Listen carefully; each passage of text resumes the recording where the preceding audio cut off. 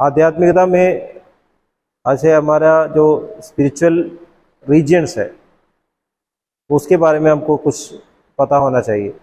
और एक एक रीजन में जाते वक्त हम बहुत ऐसे चक्रास से यात्रा करते हैं। ये चक्रास क्या है, उसका अनुभव क्या है, അതിൻ്റെ അനുഭവങ്ങൾ എന്താ, ചക്രങ്ങളുടെ അനുഭവം, ചക്രങ്ങൾ അല്ലെങ്കിൽ ഗ്രന്ഥികൾ എന്ന് പറയും.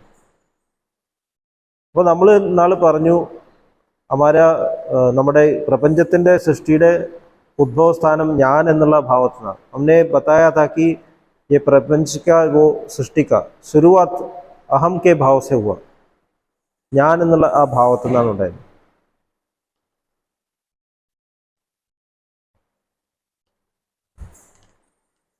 वो अहम का भाव शुरू में ऐसे एक था, ഒരു सीड फॉर्मലാണ്, वित्तिने പോലെ. जो एक पीपल का वृक्ष है उसका जो सीड है उस ऐसा है अहम का भाव के सीड के समान था.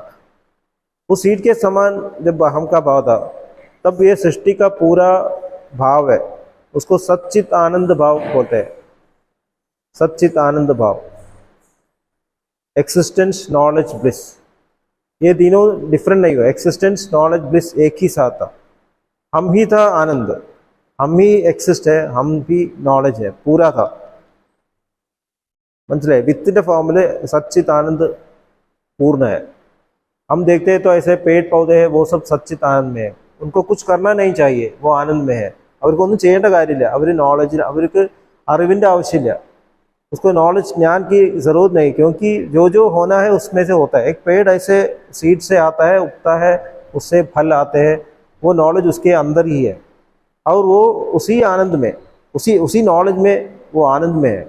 അതേ എക്സിസ്റ്റൻസിൽ അത് സന്തോഷത്തിലാണ്. അതിന് സന്തോഷത്തിന് വേണ്ടി വേറെ ഒന്നും ചെയ്യണ്ട. वो कुछ काम नहीं करना चाहिए. पता है ना, वो एक्सिस्ट होता है, वो अपने आप नॉलेज है और अपने आप में आनंद में है. ये ही था जब आई का वो शुरुआत है. और आई के शुरू था सच्चित आनंद भाव. इस भाव से प्रकट होता है प्रपंच, जो प्रकट होता है उस भाव को सहस्रदल कमल बोलते हैं.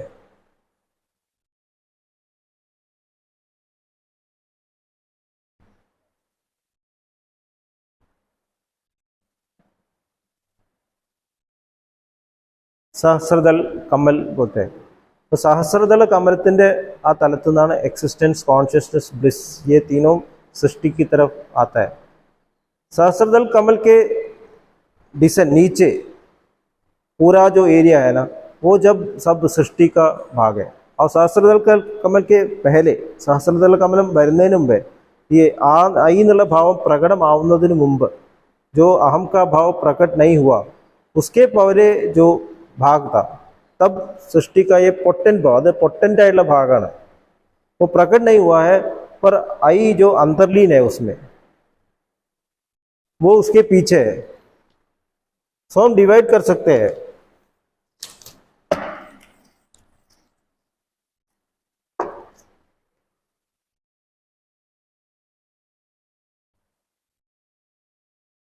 इसके पीछे का भाग, इसके आगे का भाग, സഹസ്രദൾ കമൽ. അപ്പോൾ നമ്മുടെ ബോഡി എടുത്തു കഴിഞ്ഞാൽ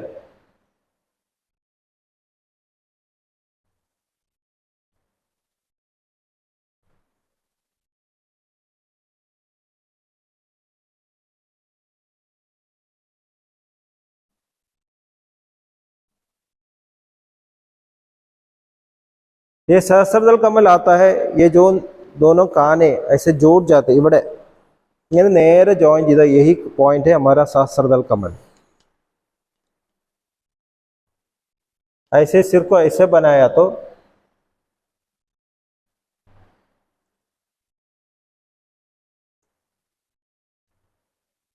ये कान है तो इधर सहस्रदल कमल होता है. ये ഇത് कमल എന്ന് പറയാൻ, ലോട്ടസ് എന്തിനുകൊണ്ട് പറയുന്നത് പറഞ്ഞാൽ, कमलम ऐसे जो पुष्प होता है ना, लोटस का फूल है, ऐसा ही है.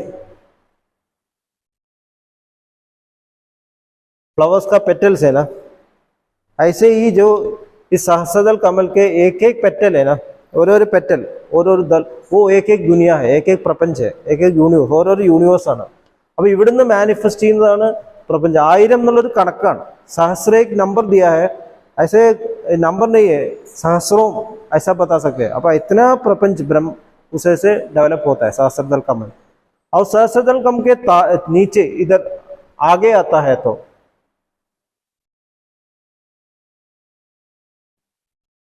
इस पॉइंट को हम 10th पॉइंट बोलते हैं 10th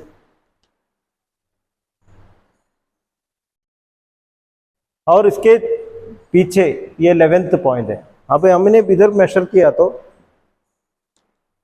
इसके 2 उंगलियां आगे 10th पॉइंट, 2 उंगलियां पीछे 11th पॉइंट है। ये एक पहले जो स्पिरिचुअल एनाटॉमी के जो स्पिरिचुअल ऐसे संस्थाएं थे स्पिरिचुअल प्रैक्टिस थे उसमें सहस्त्रदल कमल का बहुत इंपॉर्टेंस था। सहस्त्रदल कमल വളരെ വളരെ പ്രധാനപ്പെട്ട ഒരു കാര്യമായിട്ടാണ് പറഞ്ഞത്। बट दाजी ने बोला जी हमारे हिसाब से स्पिरिचुअलिटी में सहस्त्रदल कमल का स्पिरिचुअलिटी कोई इंपॉर्टेंट नहीं है। इतना ही इंपॉर्टेंट है कि हमारा जो आई है ना जो अहम का भाव उधर से ऐसे प्रकट होता है। हमारी आध्यात्मिक यात्रा में मूलाधार चक्र, स्वादिष्ठान,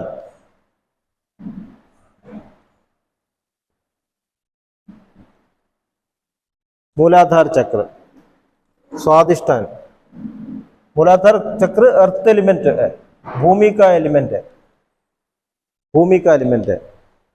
स्वादिष्ठान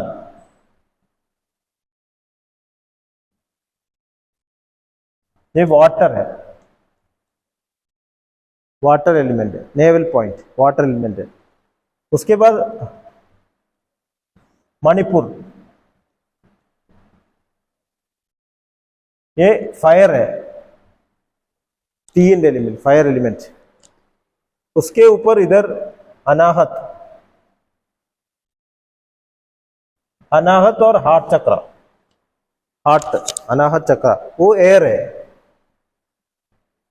इधर थ्रोट में है विशुद्धि,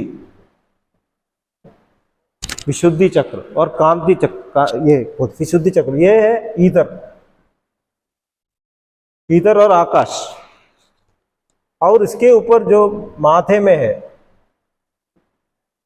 ये बोलते हैं आज्ञा चक्र, आज्ञा चक्र ये पावर सेंटर है, पावर। भगवत गीता में भगवान श्री कृष्ण ने अर्जुन से बोला है ध्रुवोर मध्य बड़ा तपस्या न पड़ना, कारण और पावर सेंटर है। और दाजी ने एक्सप्लेन किया कि भगवान ने तभी आज्ञा चक्र में क्यों मेडिटेट करने को बोला, इंद्रन आज्ञा चक्र तपस्या में, कारण हमने युद्धम जिया उस तरह पावर की जरूरत थी, इसलिए भगवान ने अर्जुन को इधर ध्यान करने को बोला। इप्पो नमको शक्ति आवश्यक, हमको हम हृदय चक्र में ध्यान करना है, ये स्नेह का सेंटर है, वो आगे आगे बताएंगे। तो ये आज्ञा चक्र है। आज्ञा चक्र के ऊपर है ये सहस्रार SDK,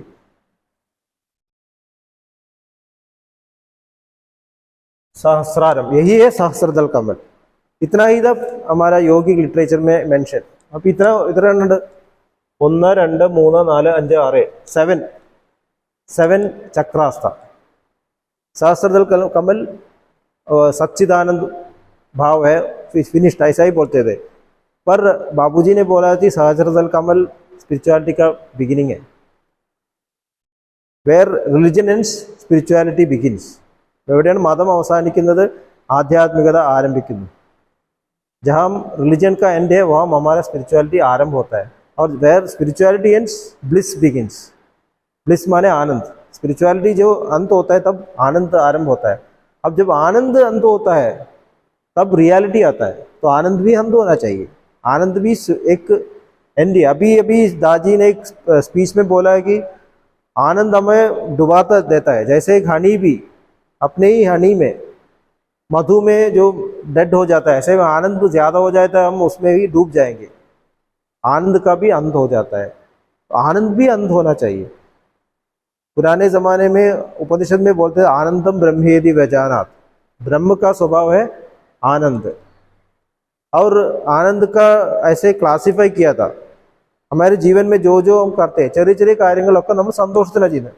भोजन का भक्षण കഴിക്കുമ്പോൾ आनंदम संतोषम, ऐसे कोई काम किया उसमें आनंद, एक काम കംപ്ലീറ്റ് करने से എന്തെങ്കിലും ജോലി ചെയ്തു കഴിഞ്ഞാൽ സന്തോഷം ഉണ്ടാവും അല്ലേ ഒരു ആഗ്രഹം एक आशा ऐसे कंप्लीट हुआ तो आनंद हो संतोष है वो छोटा आनंद है मनुष्य जन्म का सबसे बड़ा आनंद क्या है स्त्री पुरुष बंधम स्त्री पुरुष संयोग है ना वही है सबसे बड़ा आनंद उससे बड़ा आनंद മനുഷ്യൻ നമ്മൾ മനുഷ്യന്റെ ഇടയിൽ അതിന് വലിയ ആനന്ദമില്ല അതുകൊണ്ടാണ് ഇത്രയും അതിന് ഇത്ര പ്രാധാന്യം അതുകൊണ്ടാണ് മാരേജ് വന്നത് इसलिए शादी का इतना इंपॉर्टेंस है क्योंकि हमारे जीवन का सबसे बड़ा आनंद अनुभव किया तो फिर हमको दूसरे कुछ की जरूरत नहीं है അപ്പൊ അതിനെ ഇത്ര പവിത്രമാക്കിയിട്ട് അതാണ് പക്ഷേ स्पिरिचुअल आनंद है जो आध्यात्मिक आनंद है इधर से चालू होता है स्त्री पुरुष का जो संबंध है योग उसको भी योग बोलते हैं इसका स्पिरिचुअल आनंद इधर से शुरू होता है और जो आनंद कहाँ कम होता है जब हम भगवान से संयोग होता है നമ്മളും ഈശ്വരനും തമ്മിലുള്ള യോജിപ്പ് വരുമ്പോഴാണ് हमारा आनंद पूर्ण होता है अब इधान ग्रेडेशन ब्रह्मानंद देवानंद सभी देवानंद ग्रेडेशन है हमारे आनंद से 100 टाइम्स है देवों का आनंद അതിനേക്കാളും 100 टाइम्स 1000 टाइम्स ब्रह्मानंद उससे 1000 ऐसे एक तैतीरीय उपनिषद में ऐसा बोला है അപ്പൊ നമ്മുടെ ആനന്ദത്തിന്റെ ഏറ്റവും ഉയർന്ന ഭാവമാണ് सहस्त्रदलगम पर उधर से भी हमको आगे जाना है अब कैसे आगे जाएंगे ज्ञान എന്നുള്ള ഭാവം കഴിഞ്ഞിട്ട് क्योंकि हमको आनंद हो गया सच्चित आनंद हो गया तो अहम बंद हो गया ऐसे हम डेली सुषुप्ति में जाते हैं നമ്മൾ എല്ലാ ദിവസവും നമ്മൾ വന്ന് ഡിസ്ക്രൈബ് ചെയ്തു जागृत स्वप्न सुषुप्ति सुषुप्ति अवस्था में हमको सबसे बड़ा आनंद मिलता है क्योंकि हमारा मन कंप्लीट सेटल हो गया നമ്മുടെ മനസ്സ് അതിന്റെ സെറ്റിൽഡ് അവസ്ഥയിലാണ് हमने तब भी बताया था कि हमारे आत्मन का 3 भाव है वैश्वानर और उसके ऊपर तेजस और प्रज्ञा भाव हम മനസ്സ് സെറ്റിൽഡ് ആവുന്നു जब मन सेटल होता है हमको आनंद होता है उससे बड़ा आनंद हमको नहीं मिलना चाहिए സുഷുപ്തിന്റെ മുകളിൽ ഉയരില്ല പക്ഷേ സുഷുപ്തിക്ക് അപ്പുറം നമുക്ക് പോകാൻ പറ്റുന്നില്ല हमको जो हम सुषुप्ति डीप स्लीप में जाते हैं हम खो जाते हैं നമ്മൾ മറന്നു പോകുന്നു അവിടെ നമുക്ക് തിരിച്ചു വരുമ്പോൾ ഓർമ്മയില്ല हमको पता नहीं कि हम कहाँ गए थे हमको उधर हमारा अवेयरनेस नहीं है कॉन्शियसनेस है इसलिए हम सुषुप्ति से कुछ सीखते नहीं है लालाजी महाराज ने बोला था सुषुप्ति में आप अवेयर हो तो हम पूर्ण अवेयरनेस से बोध से गया तो हम वापस आके हम आधे हैप्पीनेस वही आनंद में हम काम कर सकेंगे पर ऐसा नहीं होता है सच है ना सुषुप्ति में गया मुझे आनंद हो गया पर तिरचु വരുമ്പോൾ പഴയ പോലെ തന്നെ പഴയ സ്വഭാവം തന്നെ हम वो आनंद लेकर नहीं आ सकते हमको वो सुषुप्ति में अवेयरनेस लाना चाहिए यही है स्पिरिचुअलिटी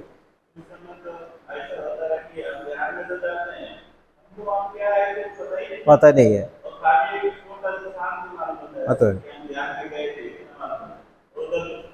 पता ही नहीं पर वही हमको डेवलप करना चाहिए वही इसलिए हम डायरी लिखने को मास्टर बोलते हैं कि डायरी लिखो ऑब्जर्व करो നമ്മൾ ഒബ്സർവ് ചെയ്യുക और चंद्र എന്ത് അനുഭവം ഉണ്ടായത് और वो अनुभव लेके वापस आके हमको जीवन बिताना है मेडिटेटिव स्टेट बोलते हैं दादी बोलते हैं मेडिटेटिव स्टेट ये मेडिटेटिव स्टेट यही है നമ്മൾ അവിടെ പോയിട്ട് डायरी नहीं लिखा तो वो अवेयरनेस ഉണ്ടാവില്ല हमको ऑब्जर्व करना है और मेडिटेटिव स्टेट थोड़ा जागृत अवस्था में लाना चाहिए और धीरे धीरे वो मेडिटेटिव स्टेट जीवन में लाया तो निरंतर स्मरण हो जाएगा कॉन्स्टेंट मूवमेंट्स किसका आ कंडीशन है आनंदത്തിന്റെ आ कंडीशन हम लाइफ में भी ला सकते हैं इसीलिए हमको ध्यान अवसे ला सकते हैं तो उसको हम तुरियम എന്ന് പറയുന്നു सुषुप्ति का जो अवेयरनेस हमको दुनिया में ले सकते हैं तो हमको तुरियम बोलते हैं तो इसके पीछे का भाग है ना जो 11th इसका 10th पॉइंट के पीछे का भाग ये 11th है इसके पीछे 12 आ गया इसके पीछे 13th पॉइंट 11 के पीछे 4 उंगलियां लगा तो the 4 fingers അതിന് പിന്നെ 4 fingers വെച്ചാ 13th point बोलते हैं सेंट्रल पॉइंट 13th इसीलिए सहज मार्ग में ये एडिशनल चक्रास है और सहज मार्ग में बोलते हैं कि ये हार्ट है ना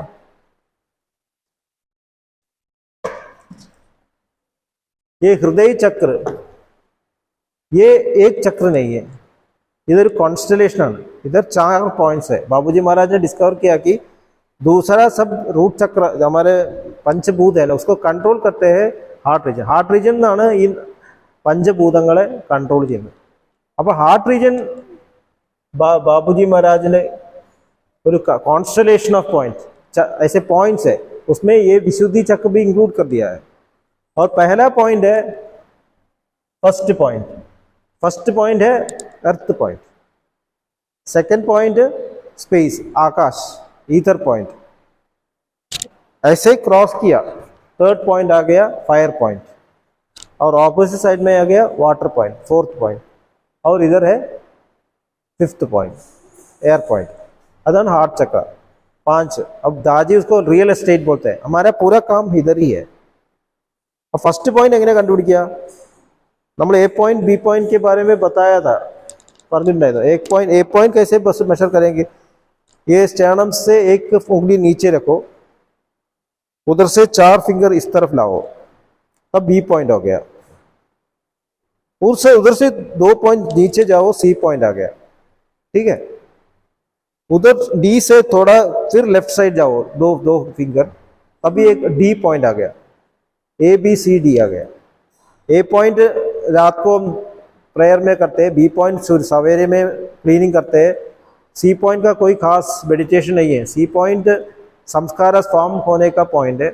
वो दादी ने बोला कि निरंतर स्मरण से वो उसका वो फंक्शन निकल जाएगा। सी पॉइंट का क्लीनिंग नहीं चाहिए। और डी पॉइंट गिल्ट पॉइंट है, हमने जो मिस्टेक किया है वो डी पॉइंट में, वो गिल्ट जाने के लिए रात को प्रार्थना करना चाहिए। वो अपने आप को हमने ऐसे जाने किया, हमने അറിഞ്ഞുകൊണ്ട് ചെയ്തുകൊണ്ട് അത് രാത്രി പ്രാർത്ഥന प्रे करके ही डी पॉइंट।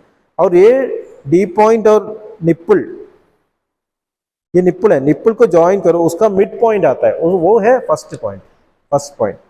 अതാണ് अर्थ पॉइंट। उसका एकदम ऑपोजिट है इधर, वो है അത് സെക്കൻഡ് पॉइंट है। ഇത് ഇങ്ങനെ തന്നെ മുകളിലേക്ക് ആക്കി കഴിഞ്ഞാൽ ये फोर्थ है थर्ड है।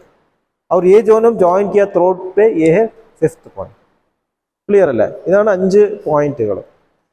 ये चक्रास है, टोटली हमारा 13 चक्रास है। और इधर से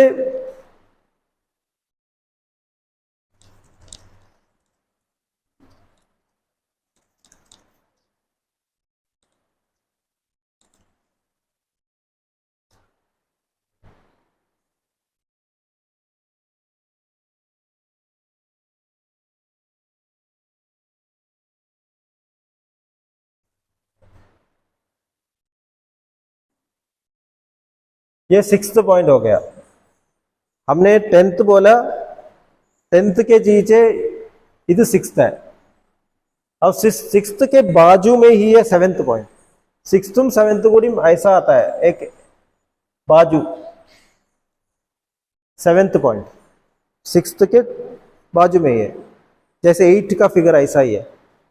और 7 के ऊपर 2 उंगलियां रखा तो इधर 8th पॉइंट आता है, उधर से 2 उंगलियां 9th पॉइंट, उधर से 2 उंगलियां 10, दो उंगलियां गया तो 10th पॉइंट। और 10th पॉइंट से फिर शास्त्र दल, वो हमने बताया पहले।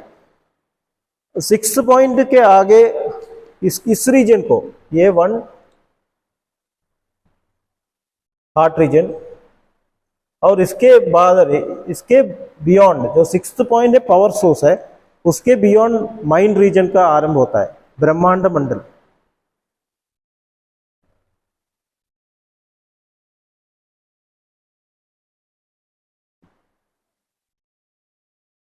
ब्रह्मांड मंडल 7th रीजन आ गए तो सीधा ब्रह्मांड मंडल, मनसिന്റെ रीजन, माइंड का जो काम करता है वो ब्रह्मांड मंडल है।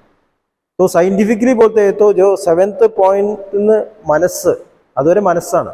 7th पॉइंट तक सब कुछ सब्जेक्टिव है, अपने फीलिंग्स है। 7th पॉइंट वരെയുള്ള കാര്യങ്ങളൊക്കെ അനുഭവങ്ങളാണ്। 7th पॉइंट से जब 6th पॉइंट आता है, प्रकट होता है। पहले आ गया एनर्जी, एनर्जी हम मेजर कर सकते हैं, एनर्जी हम मेजर किया, इलेक्ट्रिक एनर्जी और वो मेजर कर सकते हैं। वो बाहर आ गया, पता है, ऑब्जेक्टिव वर्ल्ड में आ गया। वर्ल्ड ऑब्जेक्टिव वर्ल्ड में जो प्रकट होता है, मैनिफेस्ट वर्ल्ड, वो 6th पॉइंट पावर। അതിനുശേഷം एयर आई, स्पेस, उसके बाद स्पेस आ गया, एयर आ गया, फायर आ गया, वाटर, वो सब दृश्य प्रपंच का भाग है, യൂണിവേഴ്സിന്റെ ഭാഗമാണ്। इंद्रियങ്ങൾ കാണുന്ന ഭാഗങ്ങളാണ്। इसको हार्ट रीजन बोलते हैं, हृदय मंडल।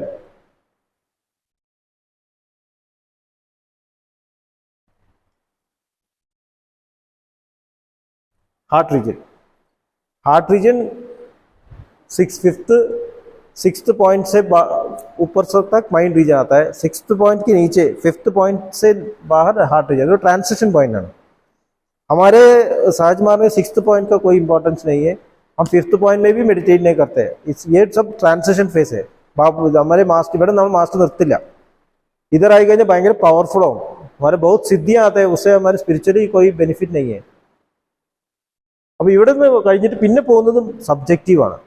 और जो मूलाधार, स्वादिष्ठान, मणिपुर, अनाहत, विशुद्धि, आज्ञा चक्र, वो एनर्जी चक्र था वो, और हमारा स्पिरिचुअल चक्र ज्वाइन होता है इधर 6th पॉइंट। പിന്നെ അവിടുന്ന് മെന്റൽ റീജിയനിലേക്കാണ്, മൈൻഡ് റീജിയനിലേക്കാണ് പോകുന്നത്। ओके, और माइंड रीजन का पहला है ब्रह्मांड मंडल, वो है 7th point, 6th 7th 8th, उस रीजन में ब्रह्मांड मंडल आता है। ब्रह्मांड मंडल കഴിഞ്ഞിട്ട് उसके बाद आता है परब्रह्मांड मंडल। परब्रह्मांड मंडल, परब्रह्मांड मंडल में जो ब्रह्मांड मंडल का जो सीड फॉर्म है वही परब्रह्मांड മനസ്സിലായില്ലേ? അതിനുശേഷം 8th पॉइंट को ट्रांसिशन पॉइंट बोलते हैं, क्योंकि परब्रह्मांड मंडल से एक वो आई जो है ना, हमारा जो अहम बोध है, अहम बोध धीरे धीरे धीरे धीरे धीरे अब से डुअलिटी से, क्योंकि हम हार्ट रीजन डुअलिटीज ആണ്, डार्कनेस लाइट, सत्य असत्य, ट्रूथ फॉल्स, ऐसा है, सब द्वंद्व है इधर, जन्म मृत्यु, ये सब द्वंद्व हार्ट, ये सब हार्ट रीजन में है। ये हार्ट रीजन हमने ट्रांसिशन किया तो सर ये द्वंद्व खत्म हो जाता है, फिर द्वंद्व नहीं है। हमारे पंचभूत दुनिया से हम मोक्ष मिलता है, इसे मोक्ष बोलते हैं। जब हमने इधर से ट्रांसिशन किया, 5th पॉइंट കഴിഞ്ഞാൽ हार्ट रीजन കഴിഞ്ഞാൽ मोक्ष बोलते हैं, लिबरेशन बोलते हैं। और लिबरेशन के बाद 5th पॉइंट के बाद, जो लिबरेशन के बाद हम ആകെ जाना है, तब നമുക്ക് മുന്നോട്ട് പോകണമെന്നുണ്ടെങ്കിൽ നമുക്ക് വേറൊരു ലക്ഷ്യം വേണം, ലക്ഷ്യമില്ലെങ്കിൽ हम उधर स्टक हो जाएंगे। अब बाबूजी महाराज बोलते हैं अवधूत गति बोलते हैं। अब अवधूत गति एवडे कहीं पहुंच गया और उधर स्टक हो गया, मुझे कहाँ जाना है पता नहीं है, वो उधर से ही स्टक, हमारे ही ईगो में फंस गया जाकर। मैंने सोचा कि मैं बड़ा आदमी, मुझे सिद्धि मिल गई, उधर स्टक हो गया। एक उदाहरण बोलता हूँ, हम इधर से കാസർഗോഡ് जाते, നമ്മൾ കാസർഗോഡ് പോകാന്ന് ആലോചിച്ചു, കാസർഗോഡ് പോകുന്ന വഴിക്ക് सीतांगुली पहुंच गया, हमको पता नहीं है कासरगोड का है। सीतांगुली अच्छा लगा, सीतांगुली നല്ല ഇഷ്ടപ്പെട്ടു, सीतांगुली में ही रहा, അവിടെ തന്നെ ചുറ്റിക്കറങ്ങി ജീവിതം മുഴുവൻ കഴിച്ചു കൂട്ടി। हमने कासरगोड नहीं पहुंचे, हम सीतांगुली में फंस गए, अवधूत गति, हमारा लक्ष्य भूल गया। ऐसा ही होता है जब ഇവിടെ നമ്മൾ ഓരോ പോയിന്റ് സ്റ്റക്ക് ആവും, കാരണം ലക്ഷ്യം അറിയില്ല।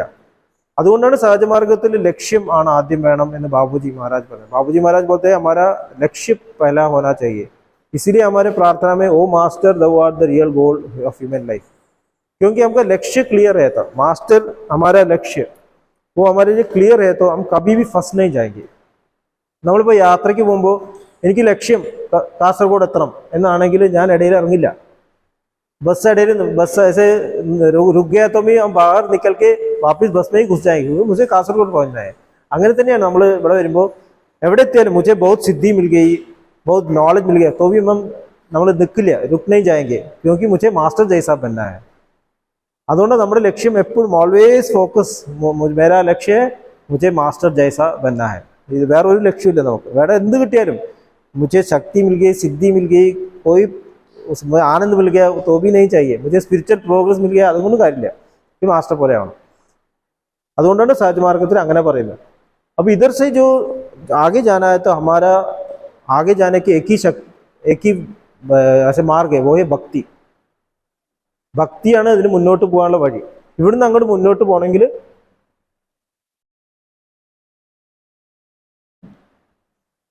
भक्ति, भक्ति എന്ന് പറഞ്ഞാൽ हमारे सामने हमारे से बहुत बड़ा एक व्यक्तित्व खड़ा है, मास्टर खड़ा है, मास्टर उधर पहुंच गए हैं, हम कंप्लीटली डिवोटेड है, उनको पूरी तरह ओबे करते हैं, पूरी तरह लव करते हैं। मास्टर എന്തു പറയുന്നു കേൾക്കുന്നു, प्रेमम और एडोरेशन, रेस्पेक्ट, ओबीडियंस सभी मिलके आता है भक्ति। मुझे कुछ नहीं चाहिए, उसका हैप्पीनेस ये चाहिए। मैं एक ही बात देखता हूँ, मास्टर हैप्पी ആണോ അത് മാത്രമേ നമ്മൾ നോക്കൂ। मास्टर की खुशी कहाँ हम महसूस करेंगे, मास्टर संतोष एवं हृदय में महसूस करेंगे। क्योंकि माസ്റ്റർ खुश हो गया तो मेरा ഹൃദയ में ശാന്തി ആയി, നമുക്ക് സമാധാനം വരും. ഞാൻ എവിടെയെങ്കിലും മിസ്റ്റേക്ക് ചെയ്താൽ തീർച്ചയായിട്ടും എൻ്റെ ഉള്ളിൽ കുറ്റബോധം വരും. अगर मुझे ऐसे गिल्ट आता है तो वो ऐसे पहचान लीजिए कि हम मास्टर कुछ नहीं है. ഇവിടെയാണ് അതിൻ്റെ വൈബ്രേഷൻ. ഇവിടെ നമുക്ക് തോന്നി ചെയ്ത് ശരിയായില്ല. അപ്പോൾ നമുക്ക് മനസ്സിലാക്കാം നമ്മൾ मास्टर को एमुलेट करना है. मास्टर हमारे सामने इधर नहीं है, मास्टर दूर है, पर हमको ऐसा फील होना चाहिए कि मास्टर मेरे साथ है, मेरे से हृदय में. मास्टर इस समय में क्या करेगा, क्या करेंगे, ഈ സമയത്ത് മാസ്റ്റർ എന്തായിരിക്കും ചെയ്യുക, ये हमको ऐसे मन में अത്ര സ്ട്രോങ് ആയിട്ടുണ്ടാവണം. अതാണ് निरंतर स्मरण. निरंतर स्मरण से धीरे धीरे धीरे धीरे समर्पण में आ जाएगा. और निरंतर स्मरण എങ്ങനെയാവുന്നത്, regular meditation, regular cleaning, regular prayer, निरंतर वो मेडिटेटिव स्टेट हम ऐसे धीरे धीरे अपना बनाना चाहिए. നമ്മുടേതാക്കി മാറ്റുമ്പോൾ നമ്മൾ മാസ്റ്ററായിട്ട് നമ്മുടെ ജീവിതത്തിനെ മോഡൽ ചെയ്യണം. मैं मास्टर का जैसा बनना चाहता हूँ, इसीलिए मुझे मेडिटेट करना. मेरे जो नेगेटिविटी है निकाल जाए. എൻ്റെ എല്ലാ നെഗറ്റിവിറ്റിയും പോകുമ്പോൾ പിന്നെ ബാക്കി എന്താ ഉള്ളത്, അവിടെ മാസ്റ്ററി മാത്രമേ ഉള്ളൂ. मेरा हाईएस्ट लेवल है वही मास्टर है, मेरा बेस्ट है वही मास्टर है. അപ്പോൾ അത് ഇങ്ങനെ കുറച്ച് എടുത്ത് കളയുമ്പോൾ മാസ്റ്റർ റിവീൽ ചെയ്ത് ഉള്ളിൽ നിന്ന് വരാൻ തുടങ്ങും. അപ്പോൾ നമുക്ക് എങ്ങനെയാ വരിക, നമുക്ക് എല്ലാവരോടും സ്നേഹം തോന്നും. സബീസെ മുझे ലവ് ഹോഗ, പ്രേം ഹോഗ, നെഗറ്റിവിറ്റി ഉണ്ടാവില്ല. സഹിഷ്ണുത നാച്ചുറൽ, ടോളറൻസ് വളരെ നാച്ചുറൽ ആവും. मुझे कंपैरिजन नहीं आएगा, मैं किसी से घृणा नहीं करूँगा. ये सब നമ്മൾ ലക്ഷ്യത്തിലേക്ക് നീങ്ങുക എന്നുള്ളതിൻ്റെ ലക്ഷണങ്ങളാണ്.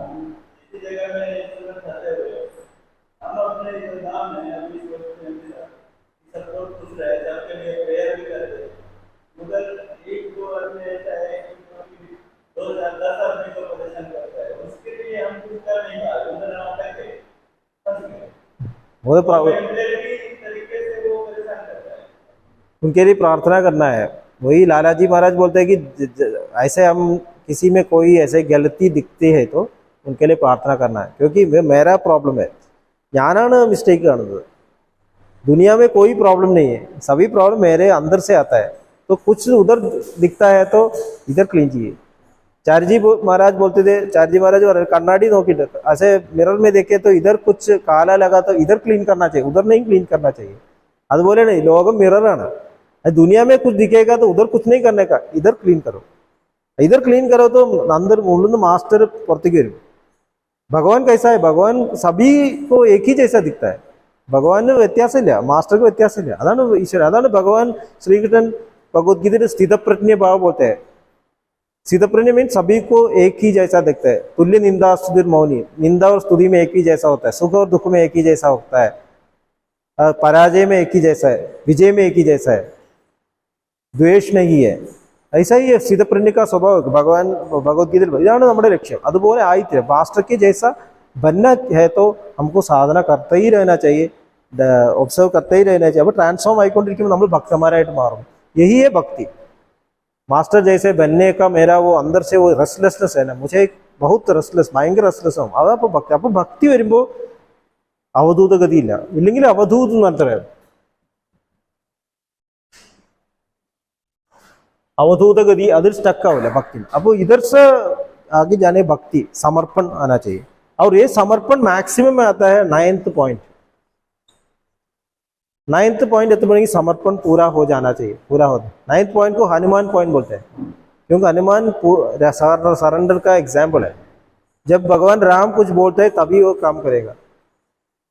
वो बैठा था दूसरे से മറ്റുള്ള വാനരന്മാർ പറഞ്ഞു हनुमान वो आप ये कर सकते हैं, वो कर सकते हैं. तभी उसको पता चला कि मैं ये कर सकता हूँ. अब भगवान राम का स्मरण आ गया तो वो कुछ भी कर सकता है, नहीं तो वो ऐसे बैठा है. वो समर्पण का अതാണ് സറണ്ടർ. അപ്പോൾ ആ സറണ്ടർ എന്ന് പറഞ്ഞാൽ ഹ്യൂമിലിറ്റി, पूरा हम्बल है कि मैं उनके आगे कुछ भी नहीं हूँ. अതാണ് ഹ്യൂമിലിറ്റി. നേരെ മറിച്ച് पूरा कॉन्फिडेंस भी है कि वे मेरे साथ है, मैं कुछ भी कर सकता हूँ. उनके आदेश दिए, അദ്ദേഹത്തിന്റെ അനുഗ്രഹം ഉണ്ടെങ്കിൽ എനിക്ക് എന്തും ചെയ്യാൻ പറ്റും. ഈ രണ്ടും ഒന്നിച്ചു പോകും, ഹ്യൂമിലിറ്റിയും കോൺഫിഡൻസും ഒന്നിച്ചു പോകും. 9th point.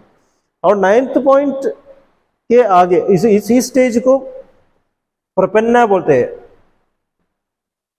प्रपन्ना എന്ന് പറഞ്ഞാൽ सरेंडर, स्लेव. और प्रपन्ना के बाद जब 10th पॉइंट आता है, 10th से उधर प्रपन्ना प्रभु वो भाव आता है कि मैं कभी कभी मैं ही प्रभु बन जाता हूँ. मुझे ഞങ്ങൾക്ക് തോന്നാറുണ്ട് ഞാൻ മാസ്റ്ററാണ്, ചിലപ്പോൾ തോന്നും സ്ലേവ് ആണ്.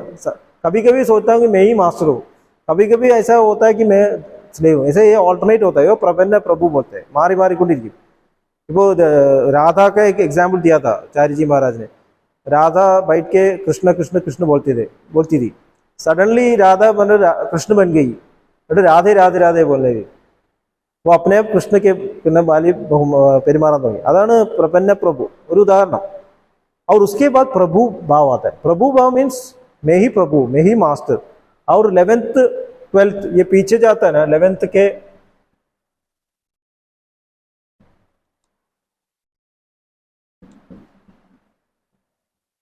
मास्टरहुड बोलते हैं, प्रभु भाव आता है. तो 12th पॉइंट तक प्रभु भाव है, वो भी स्टक हो जाता है. प्रभु भाव में स्टक होना अवड़ा मेरा आई बहुत ही सटल है. ये 10th पॉइंट के पीछे सहस्त्रदल कमल आई का स्टार्टिंग है, उसके पीछे आई का वो सूक्ष्म भाव है. आई नहीं आया, मेरा अहम भाव प्रकट नहीं हुआ, पर वो है उधर വളരെ വളരെ വളരെ सूक्ष्म भाव अहम, वो है प्रभु भाव बोलते हैं. और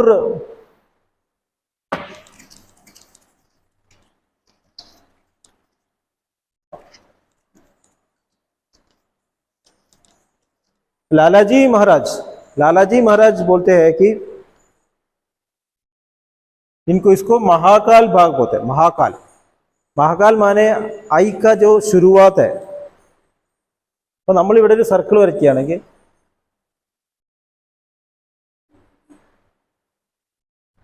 इधर मानो ये सोचो इधर 10th पॉइंट आई नहीं रखी, इधर से इधर सहस्त्र ये सॉरी 10th पॉइंट आ गया.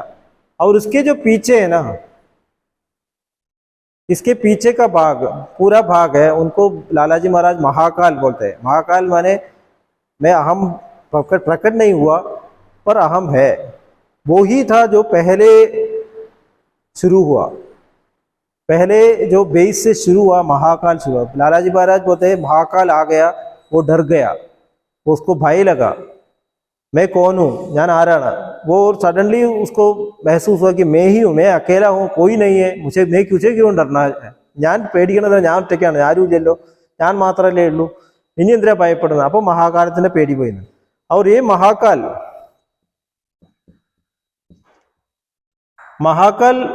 के पीछे इधर आई हुआ महाकाल आ गया, और पीछे गैप है. महाकाल उद्भव होने के पहले एक गैप था, उसको ब्रह्मरंध्र बोलते हैं.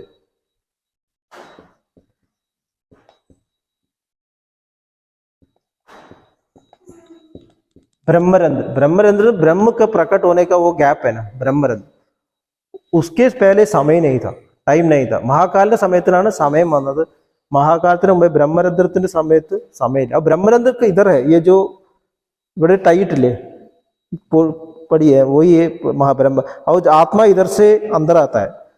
നമ്മൾ ജനനം എടുക്കുമ്പോൾ ഈ ബ്രഹ്മരന്ധ്രത്തിൽ കൂടെയാണ് ആത്മാവ് ഉള്ളിലേക്ക് പ്രവേശിക്കുന്നത്, इधर से अंदर आता है.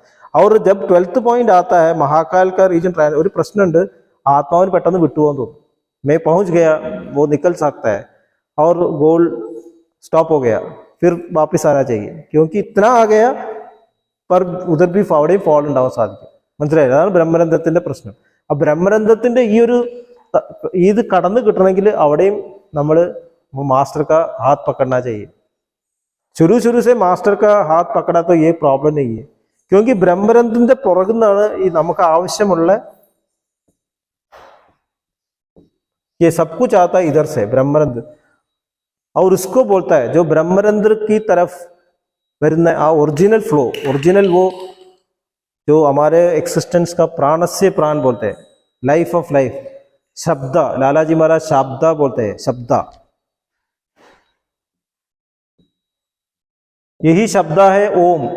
लालाजी महाराज इनको ओम बोलते हैं. ओम उद्गीत ये सब हमने पहले एक बार बात किया था इसके में. ओम शब्द ये सब ഇതാണ്. इधर आई प्रकट नहीं हुआ, प्राण से प्राण है. നമ്മുടെ ജീവിതത്തിന്റെ എല്ലാം पूर्ण नॉलेज समय टाइम के बाहर है, टाइम स्पेस के बाहर है. वो समय वो शब्द हमको हमारे मास्टर देते हैं ट्रांसमिशन से. हम मास्टर ट्रांसमिशन कहाँ से देते हैं അത് ആലോചിക്കണം. മാസ്റ്റർ എവിടുന്ന ട്രാൻസ്മിഷൻ തരുന്നത്? സമയത്തിന് അപ്പുറത്താണ്. സമയക്ക് बाहर है ट्रांसेंड करके हमारे നമുക്ക് ട്രാൻസ്മിഷൻ കിട്ടണം അവിടുന്ന് അതുകൊണ്ടാണ് നമ്മൾ മെഡിറ്റേറ്റ് ചെയ്യുമ്പോൾ ശരിക്കും एक भी बार मेडिटेट करते हैं हम इधर ट्रांसिट करके इधर जाते हैं और यही एरिया को सेंट्रल रीजन बोलते हैं सेंट्रल रीजन ഞാൻ മറ്റേ ചക്രം പിന്നെ വരയ്ക്കാം ये सेंट्रल रीजन बोलते हैं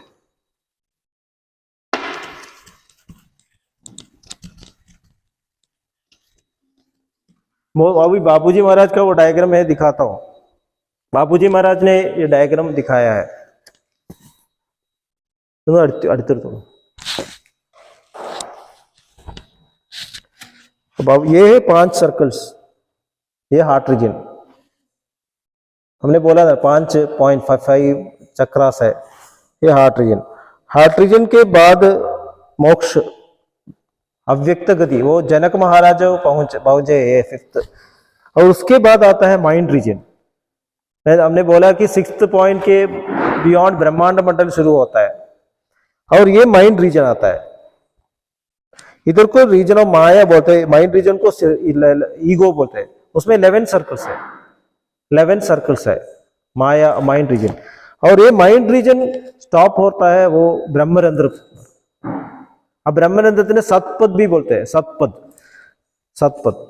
और सतपद के बियॉन्ड वो सेंट्रल रीजन है और वो सेंट्रल रीजन का एरिया है शब्दത്തിന്റെ एरिया शब्द और लालाजी महाराज ने शब्द को 3 डिवाइड किया एक है श्रुत और उसके पहले शब्द उसके पहले अशब्द और जो श्रुत है अതാണ് ഈ മനസ്സിന് ശക്തി നൽകുന്നത് പവർ देता है वो श्रुत को हम वेदा बोलते हैं वेदा नॉर्मली वेदा श्रुति बोलते हैं पर श्रुति के पहले वो अशब्द था മനസ്സിലായില്ലേ अब ये regions circles of splendour 7 circles है वो अंत होता है सेंटर में वो सेंटर है हमारा गोल हमारा गोल ये सेंटर है और ये सेंटर है सुपर ईगो बोलते हैं सुपर ईगो में आई प्रकट नहीं हुआ वो सोर्स बोलते हैं हम बोलते हैं ना दिव्य प्रकाश का स्रोत हृदय में है मौजूद है हम ऐसे मेडिटेट ചെയ്യാനല്ലേ दिव्य अതാണ് सेंटर हृदय यही है हृत अयम हृदय का डेफिनेशन हृत अयम यही है सेंटर और इसी सेंटर से शब्द आता है शब्द प्रकट होते श्रुत प्रकट होते डिवाइन लाइट आता है वो जो माइंड रीजन में आता है वो डिवाइन लाइट वही सहस्त्रदल कमल में डिवाइन लाइट के रूप में वो പ്രകടമാവുന്ന सहस्त्रदल कमल डिवाइन लाइट तभी दुनिया और वो डिवाइन लाइट प्रकट होता वो एरिया है ना और डिवाइन लाइट प्रकट अविടെയാണ് सर्कल्स आते हैं बाबूजी महाराज आगे बोलते हैं कि देयर मास्टर एग्स है उसके बाद ही दुनिया आता है और एक दुनिया को कंट्रोल करता है കുറച്ച് ഐഡിയ കിട്ടിയില്ലേ അപ്പൊ ഇതാണ് നമ്മുടെ സെന്റർ ആണ് ഇത് അപ്പൊ നമുക്ക് ട്രാൻസ്മിഷൻ हमारे ट्रांसमिशन आता है इधर से मास्टर इधर कनेक्टेड है मास्टर इधर से इधर तक है कनेक्शन सूक्ष्म शरीर इविടുന്ന് അപ്പൊ മാസ്റ്റർ ഇവിടെ ഇരിക്കണമെങ്കിലും उनका कनेक्शन इधर है हमारा ट्रांसमिशन इधर से देते हैं ठीक है ओके आज ഇവിടെ നിർത്താം will continue next time thank you